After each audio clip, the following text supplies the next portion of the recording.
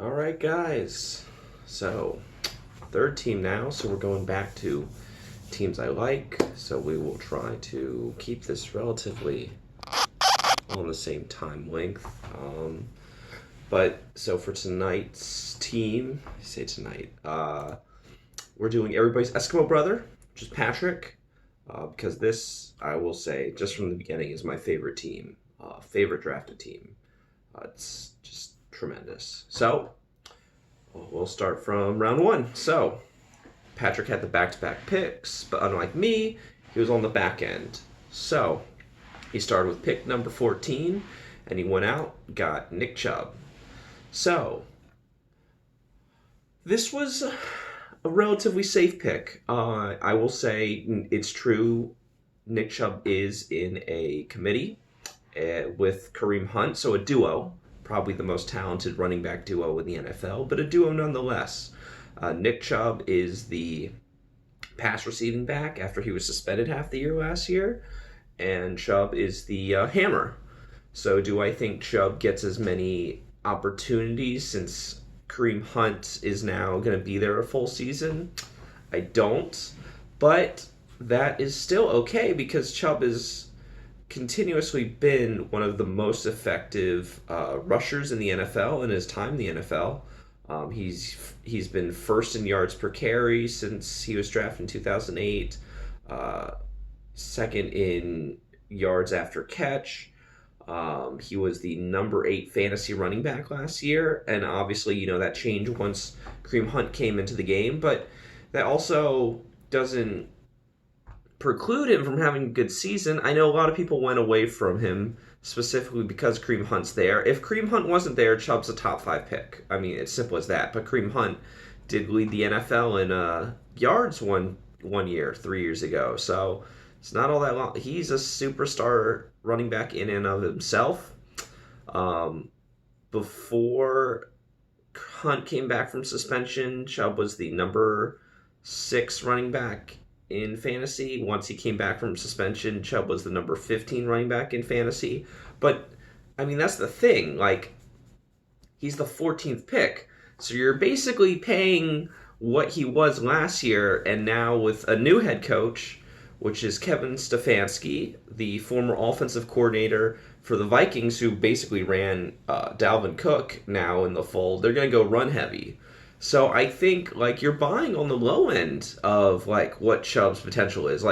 We saw what it was, and it was just people were just assuming it was the back end of last year once Hunt came back, and I'm not saying that's a wrong assumption, but that's built into where you're drafting him already, which makes him a really great value. He's super talented. He'll probably get 1,200, 1,300 yards, maybe 10 touchdowns, maybe not as many receptions, so maybe 25. But, I mean, that's fine. He's still a borderline top 10 running back. And so to get him at number 14 when he's been healthy, when he's in a run-heavy offense, when he does nothing but perform, the only thing is he has a very talented teammate to share the ball with. I'm okay with that. It's a great start to your draft. So pretty simple. Next pick. It's funny because when you made this pick, Patrick, I noticed you went away from cats. You don't draft players who play for teams with cats, specifically with the cat as the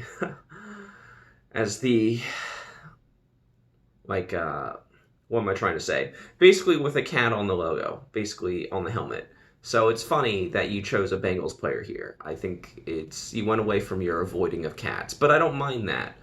You took Joe Mixon, so number 15 overall, so first pick in the second round.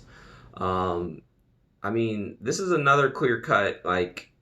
Last year, everything had to go wrong for the Bengals, and Mixon still had a very good season. So where you're drafting him is basically, it's just his floor. You're drafting him at his floor, and there's still upside there. So I'm surprised he fell this far, to be honest with you.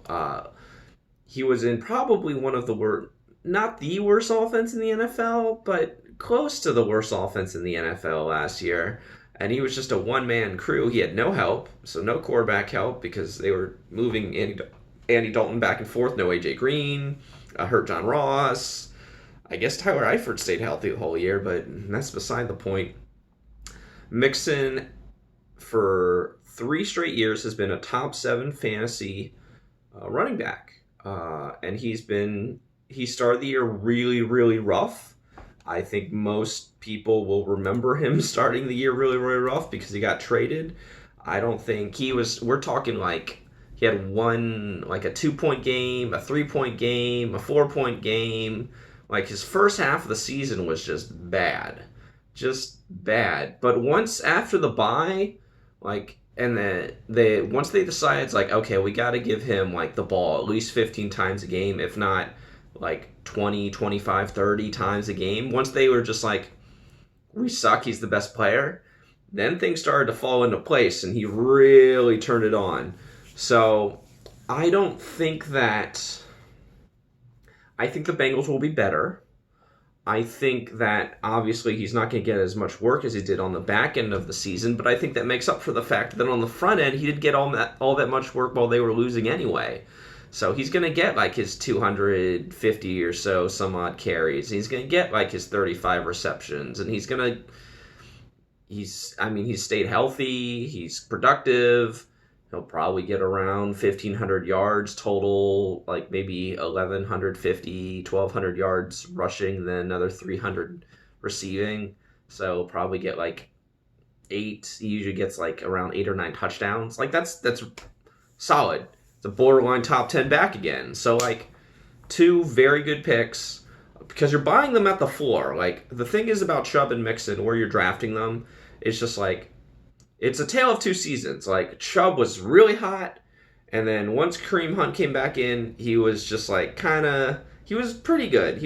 But he wasn't great. He was like still a top 15 running back, which is valuable, but not what I'm looking for a workhorse. Whereas with Mixon, like the first 8 weeks or so, the first half of the season was rough. He was like barely a top 50 running back, but second half of the season, he was a top 5 running back. So like, tale of 2 different seasons for these guys, but they're both, I would say, like Mixon's got a rookie quarterback, but they're going to protect him by running the ball a lot. And same thing with Hunt, with his new coach, Hunt and Chubb, with their new coach, they're going to run the ball a lot. So I like both these picks. I think they're rock solid picks, very safe, healthy players, productive players. They're the man on their squad. They're in run-heavy offenses. Like, very good picks. I'm surprised that they fell that far. I know there were quite a few running backs that I liked, but they were probably among the safest picks in the first two rounds. And I count them both really as first-round picks because they're like borderline top 10 running backs. I think they both will actually probably end up in the top 10 this year. So I really like the picks. The third pick is one that really just kind of astonishes me, which was Tyreek Hill. So since you're at the back end, you got him all the way at the back end of the 3rd round, which he was the like 42nd overall pick. And I was debating taking Hill instead of like Julio Jones at like 14 or like at 28. So the fact that he fell like a whole round basically, and because everybody else was trying to double up, Ryan was trying to get his first running back, and then other people trying to lock down, get 3 running backs. I have no idea how Tyreek Hill fell this far. I like Tyreek Hill more than I like Devontae Adams, and he went high in the 2nd round. So, like, I had him as a top 5 receiver, and it's just, like, it's crazy to me that he fell this far. I understand there were running backs taken, like Jordan Howard, Kareem Hunt, Gronk was in there, Mostert. Everybody needed to get running backs. I get it. But I'm still surprised. Like, that's tremendous value to get Hill there. He's a top 5 receiver in fantasy. I know he was hurt last year, but when he played, he was terrific. And the year before, he was terrific. He's not much of a red zone threat, I suppose, but he's still the number 1 option on the highest scoring offense in the NFL. Like, that should speak for itself in a pass heavy offense. Like, what happens if Mahomes has a 50 touchdown like year, and Tyreek Hill has like 15 touchdowns out of Mahomes is like 50? Like, that's a huge, crazy season, and I could totally see that because he's the fastest player in the NFL, and he was still top 30 receiver last year, and he missed what like he got hurt in the first game, so he missed like 5 games. Still a top 30 receiver because his back end was so good. He was a top 5 receiver for the rest of the season, essentially. So I have no idea. This is where I'm just like, Robbie's going to take Travis Kelce. I'm just like, why? I mean, Hill's leaps and bounds better. But sure, okay. So this was the best pick in the 3rd round. I love this pick. Somehow getting him to be your number 1 receiver. I mean, it worked out for you. The board literally fell perfectly into place because there's no way I would have thought that you would somehow get Joe Mixon, Nick Chubb, and Tyreek Hill. I would have told someone I thought all those guys were first-round picks, or at the very least, Hill's a high second-round pick. So you somehow finagled your way to getting 3 essentially first-round picks, and you were trying to go running back heavy to start. And it's just like, it's crazy to me. Like, you did you basically, like, if we could trade, I said it, if we could trade draft strategies, I feel like that's what happened, because I would have loved this start to my draft. If you told me this when I was picking, I would have picked 14. I would have picked 1, and I got Elliott, because this is, like, perfect. Literally perfect. I have no idea how Hill fell that far. That's incredible value. And what's even crazier is because you're on the back end, you back that up, and you still got your 3rd running back right there. You took Phillip Lindsay. And so I know some people are kind of down on Lindsay because they brought in Melvin Gordon. But, I mean, he's just a really, really talented back. And I still think he's the most talented back in that backfield. He had a 1,000-yard season last year. And I know, like, he beat out Royce Freeman in that backfield. And I know maybe some people see him as a change of pace back, and they don't see him as a goal line back like they see Melvin Gordon. But Lindsey has had back-to-back 1,000-yard years rushing, and he has, like, a career almost 5 yards per carry, 4.9 yards per carry in his career. He's a pretty good receiver, but he's maybe not as good as Gordon. So, I mean, I can appreciate that possibly his role will be tempered down because people believe in Melvin Gordon. I mean, Melvin Gordon was taken, 2nd round in our draft? So Melvin Gordon was taken in, like, the 2nd round of our draft. But it's a run-heavy offense. And I think, honestly, I haven't been a Melvin Gordon fan since I had him, like, his rookie year. I don't believe in him. He's super inefficient. Lindsey's like the opposite. He's like a very small guy that they try to protect, but he's super efficient. So, do I love that Lindsey's not going to be the goal line back? No.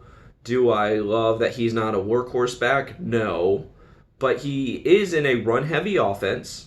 He will get the ball because he's probably the most talented running back on that team. Nothing against Melvin Gordon, but again, Lindsey is super productive. And I really think he can wrestle away control of this backfield. But even if he doesn't, even if we're led to believe that he's going to have a down year because Melvin Gordon's there, and so we're going to have like 700 yards and 6 touchdowns and only like 200 yards receiving, so not even a 1,000-yard year, I still think he is a top 25 running back. And so to have that as your flex is great. I mean, he's better than my 2nd running back. I can't complain with that. That's perfect start to your draft. Like, just picture a perfect start to your draft.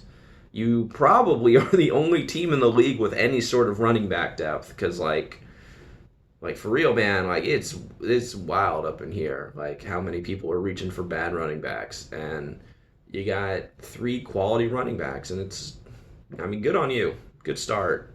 I really like those 3 picks. 4 picks. I mean, 5 picks. I like the next couple. I like this whole draft. So, like, you took T.Y. Hilton.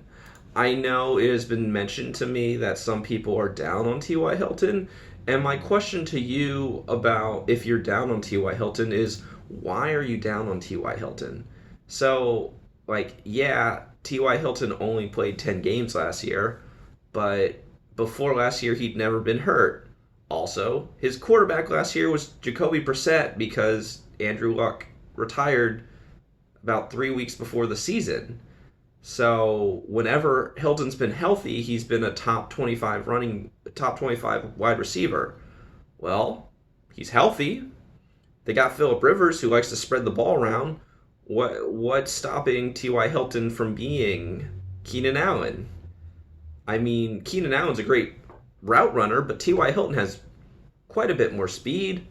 I know he's about 30, but he's still uber productive when you get him the ball. I just I'm surprised. I'm surprised he fell this far. I mean, there were a lot of really good wide receivers taken this round, so I can kind of understand it. Like Woods, Cup, Parker, McLaren, Chark, like Metcalf. Like there were good receivers. So I mean, it wasn't like people were just passing on Ty. I think they saw him get burned, get not do as well last year, and the hope is even though he's 30 that he stays healthy and productive. So you don't know that, but I mean, fifth round, that guy's your number two receiver. Like, come on, that's just. I mean, that's crazy. It's crazy that people are just allowing you to just take what you want back there. I don't know what is going on the back end of this draft. Like, I have no idea how people are letting you steal this stuff. Like, if I was around, like, I was looking at T.Y. Hilton. I was thinking about Joe Mixon. I really like Nick Chubb. I was debating whether to take, like, Philip Lindsay if he fell back to me. Like, all these players I had on my board, I'm just like, those are really quality players, and that's what I really love. Like, I have all of these guys, you can go back, I have them highlighted, and it's just like breakout player, high upside, people, like, maybe super safe, like, every single pick, it's just like home run, home run, home run, home run, home run. Uh, Next pick, so we take Tevin Coleman, right? Yeah, he's in San Francisco. Yeah, he's in a timeshare because it's a committee. Yeah, Raheem Mostert is probably the guy, but Raheem Mostert can't catch. Raheem Mostert can't run block. I know he had a really big, like, people were thinking of his NFC Championship game where Raheem Mostert had 220 yards rushing and 4 touchdowns. But Coleman is actually the one who is still atop the depth chart. He's still technically considered to be the starter. He also catches the ball the most. He also is probably on the field the most, and he's on the team that led the NFL in rushing. So, while it is true that they led the NFL in rushing with over 2,000 yards, they had 4 guys who each had over 300 yards rushing. I mean, they've kind of cleared it out. They got rid of Breida. I mean, I know they still have, like, obviously Coleman right here, and then, we have, as I mentioned, Mostert, and then we have Jerick McKinnon, who's back from ACL tear 2 years ago, so I don't know what's going on there. And then we got Jeff Wilson, who I do like Jeff Wilson, but, like, I don't know. I don't mind taking Coleman to compete with Mostert and McKinnon. I don't believe in McKinnon. I mean, the guy hasn't played in 2 years. What do we think he actually has? How many snaps do we think that guy's getting? Honestly, so I mean that's good depth. You're on a run heavy offense. I know it's a committee, but it's super run heavy in San Francisco. They just run the ball down people's throats. So, I mean, the hope is he obviously gets more work than he did last year. But I think with the trade of Breida, I think there's the opportunity for that. And I think Shanahan, I mean, people forget, Tevin Coleman was really good when he was teamed with Devontae Freeman. And I think the same type of thing can happen here with Shanahan in San Francisco. Only now he's teamed with Mostert. And I think it'll be really good for both of them. So hopefully he gets more target share in this offense, and hopefully that allows him to really shine. But I mean, that's not a bad gamble considering the dearth of running back options. I mean, like, and the fact that you already doubled up on wide receiver, like, it's a good pick. It's a quality pick. I don't I I don't understand how what were people just asleep? Like what was going on? What happened? Like who hurt the people around you drafting? Like what? So like next pick, Hunter Henry. Some people are fading Hunter Henry. He had a good season last year, but they're just like, "Oh no, Tyrod Taylor's there. The offense won't be as good as it was with Phillip Rivers." And I'm like, Tyrod Taylor's number one pass catching options in Buffalo was the tight end. Like, what? Huh? Like, if anything, Hunter Henry might have a bigger year this year because Tyrod Taylor's the quarterback. So, what are you talking about? I mean, they put the franchise tag on him.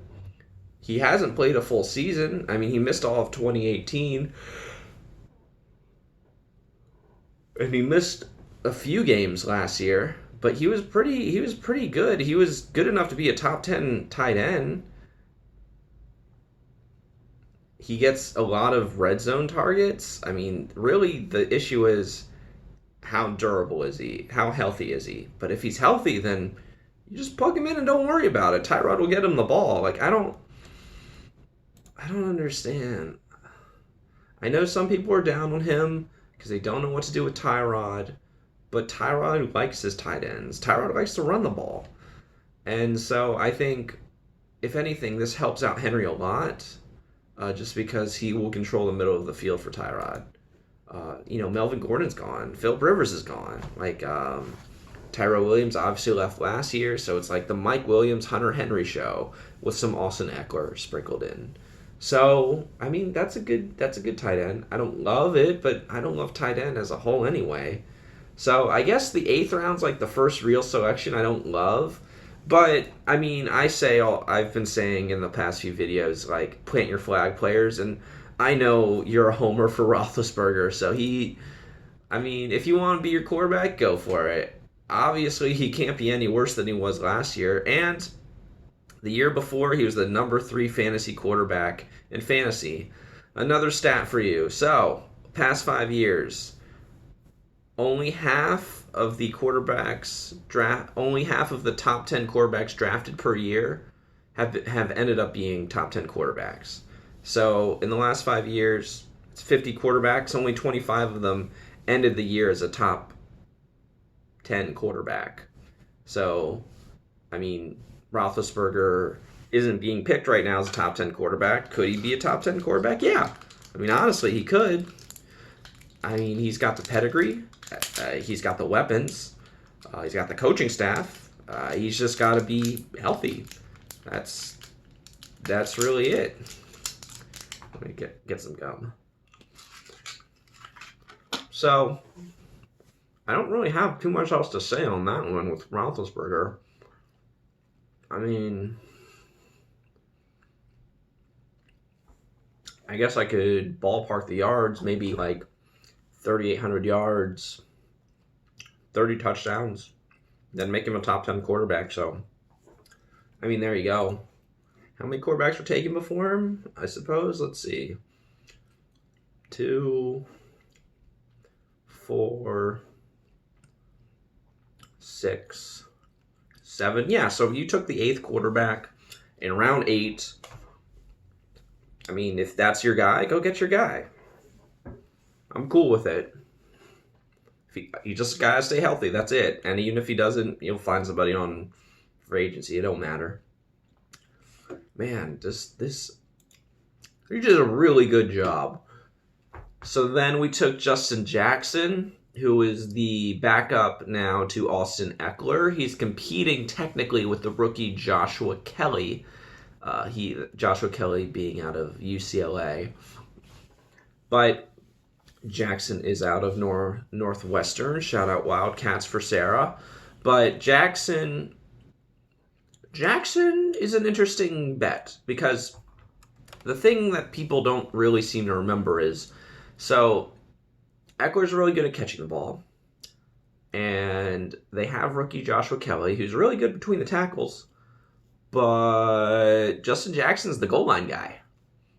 So who's really the starter here? if we want to bet on the ninth round in the committee that Justin Jackson kind of shows out and becomes like not just a goal line guy, I'm going to take that bet. It's kind of like my Sonny Michel bet. It's kind of just like, roll the dice. It's a running back. See what happens. If he takes that backfield and he's the guy at goal line, hell if I care if he catches 5 catches a game. I don't care. I'll take the touchdowns. So he's worth the flyer. It's not great because he's competing with Joshua Kelly. I don't love that. I understand why they drafted him because they lost Melvin Gordon. But if he wrestles away Joshua Kelly's workload, he's getting at least 10, 15 touches a game already because they got to basically keep Eckler healthy. And if those are the goal line touches, then he's more than just a possible late round flyer kind of guy. He's a possible starter for you, which is, again, kind of wild because people were taking other running backs and linebackers and things.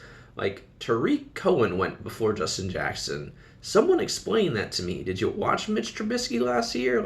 Huh? So, yeah. Just hitting home runs. After that, we started going some defense. So we got Bobby Wagner. He's an elite linebacker. Don't love it, don't hate it. Chandler Jones, who's going for the sack record in Arizona. Landon Collins, who has consistently been a top 5 safety as long as he's healthy. So all good defensive players. We took Jerry Jeudy in the 13th round, so deep flyer. He is the first round pick of the Broncos, who are in a run-heavy offense with Philip Lindsay. So, do I love that you have 2 Broncos on your team? No. But, I guess the same thing could be said about, my own team in that sense. So, yeah. Jeudy is a complete receiver.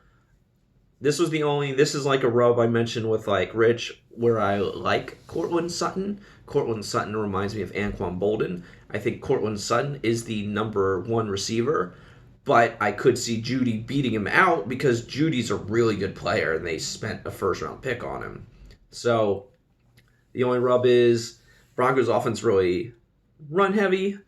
Still don't really know what to make of Drew Lock, but betting on rookie receivers is not the worst thing in the world. Case in point, Terry McLaurin last year. So don't mind it. Maybe he breaks out. I'd much rather you take the upside on a rookie receiver than some retread like Mohamed Sanu or something. Took Eric Hendricks in the next round, so good linebacker. Took a kicker, whatever. Took Paris Campbell towards the end. So Paris Campbell was a second-round pick last year.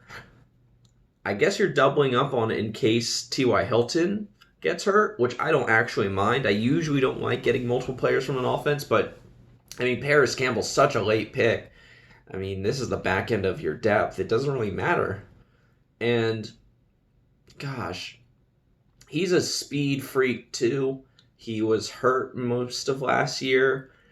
I know the hope is that he becomes, the next T.Y. Hilton, so I don't hate the fact that you took a guy who basically, if T.Y. gets hurt, he's probably the guy. And I think people are really sleeping on this Colts offense. I really like their head coach, Frank Reich.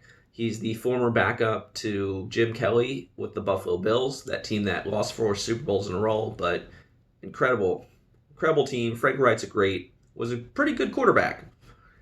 He was also the offensive coordinator for the Eagles when they won the Super Bowl a few years back. They also have probably the best offensive line in football. Do I love Phillip Rivers? No, I've never loved Phillip Rivers. You can ask Sarah. I just, he's not my cup of tea. He talks a lot of smack, and he's very arrogant almost. But do I think he's a talented quarterback? Yeah, I do. And I think the Indianapolis offense is good. T.Y. Hilton, Paris Campbell, they drafted Jonathan Stewart, they have Marlon Mack, they still got Jack Doyle at tight end. And really, if you can protect Phillip Rivers, which I believe, again, the Colts, not the Cowboys, the Colts have the best offensive line in football. People sleep on them. It could really be something. This offense could really, people forget how explosive this offense was under Andrew Luck. I'm not saying Philip Rivers is prime Andrew Luck, but I am saying he is better than Jacoby Brissett by quite a bit. So if you can really unlock that Colts offense, this is great. If T.Y. Hilton gets hurt, boom, I got his replacement ready to go. Not going to miss a beat. So I don't mind that. Like, that's very wise. These are all very good picks. Usually I don't recommend doubling up on teams, but I mean, doubling up on your possible wide receiver was injured part of last year for his understudy in an explosive offense, I can wrap my head around it. We took a flyer on Lynn Bowden Jr. in the second to last round, so we're talking 17th round, getting real deep in here. Yeah, I don't really know what to do with the Raiders because, like, I mentioned in Hannah and Alex's video, I like Josh Jacobs. I still think Josh Jacobs, the offense runs through him. I just don't really know like what the Raiders are doing as so far as like using so many picks on like offense this year. Like, so we have Hunter Renfrow at slot receiver. We have Darren Waller at tight end. We now have Henry Ruggs, I guess, at one of the other receiver spots. We have Josh Jacobs at running back. We have Tyrell Williams with a torn labrum. I just picked up Brian Edwards, so I don't even know how he fits in there. And then Lynn Bowden Jr. is like a running back wide receiver hybrid, so I'm not really sure how exactly he fits into the offense, but am I going to take a rookie guy who might be something and see what happens? I'm cool with that. It doesn't matter. Like 17th round, I don't care. I'm not out here to take like guys with no upside, like a Gus Edwards or, I don't know, a Raquel Armstead, where I'm just like, that guy's no good. I don't know what to make of Lynn Bowden. I liked him a lot at Kentucky. He was a Wildcat quarterback at Kentucky. So maybe Gruden can use him. I guess that's really my biggest issue with the Raiders. I still don't think Gruden's terribly great offensively. I mean, he hasn't been like breakthrough in a long time. So hopefully he can do something with Lynn Bowden Jr. because he's a tremendous athlete. But, you know, if not, you can always just cut him. So it's not a big deal. And you finished up your draft with Larry Legend, Larry Fitzgerald. I mean, the old guard obviously isn't what he used to be. He's just, he's gotten older, and that's okay. He's learning he's got DeAndre Hopkins to take under his wing now in Arizona, and, Christian Kirk's there. Maybe they'll be able to do something with him and have him as their slot receiver and really utilize him. It really comes down to, can they protect Kyler Murray at quarterback? But, I mean, he's a Hall of Fame wide receiver. If he's got something left in the tank and this is his final year, maybe there's something there. I have no problem going to find out. He's going to be healthy. He's going to get like 75 catches. Why not go see what's there? So overall, yeah, I think this is the best draft in our league. I think this is the number one team. I would give it